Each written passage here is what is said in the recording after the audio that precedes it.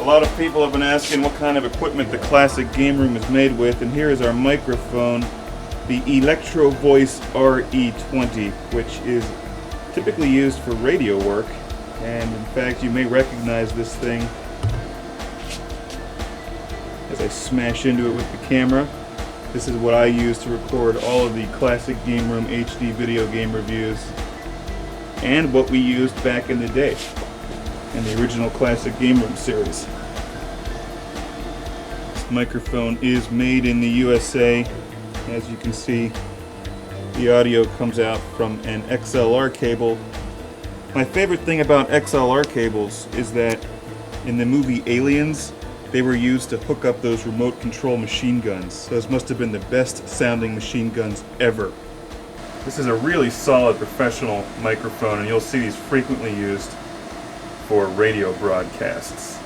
It's considered a dynamic cardioid microphone, and I don't really know very much about microphones, so I can't get into too much of a discussion about the various kinds of microphones. However, this is one that's used frequently for radio because it's kind of hard to mess up. It's got a pretty flat response from what I understand, and as a general rule, using it in a noisy environment like this, I'm sure you can hear the background noise right now as I'm just using the camera microphone, it provides a very quiet background when pointed away from all of the hard drives and computers. The blue tape on there does nothing. If you mention the RE-20 to most studio professionals, they'll know exactly what you're talking about. And these things are bulletproof too. We've had a couple mic stands get knocked over for various reasons, and these things aren't even dented. Not that I really recommend doing that. So the way this works is after a video game is played and reviewed, the monotone commentary from yours truly goes right into that microphone and through this cable all the way over here to the mighty mixing board. Nothing but the best for classic game room. It's the Radio Shack SSM 1200. That's 1200 reasons this thing kicks ass. It's the stereo sound mixer echo equalizer.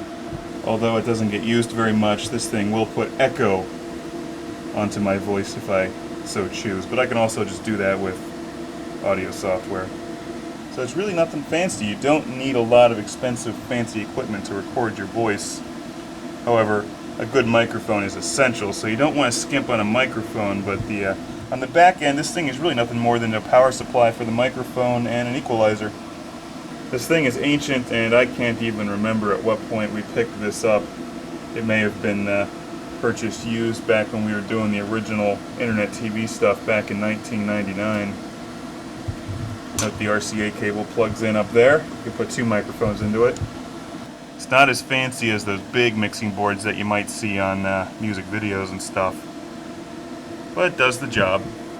After the audio is recorded, it comes out back here and goes into a DVC Pro Deck, where it's then recorded onto videotape and then digitized into the computer for the classic game room.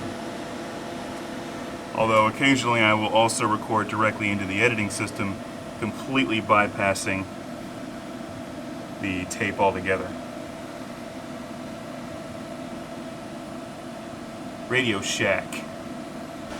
Let's be honest, if any video game review show is going to use Radio Shack equipment, it's got to be classic game room. SSM 1200, that's half as much and minus 200 as cool as the Atari 2600. It's like I'm standing inside of the giant space cavern as seen in Space Cavern for the Atari 2600. Boo.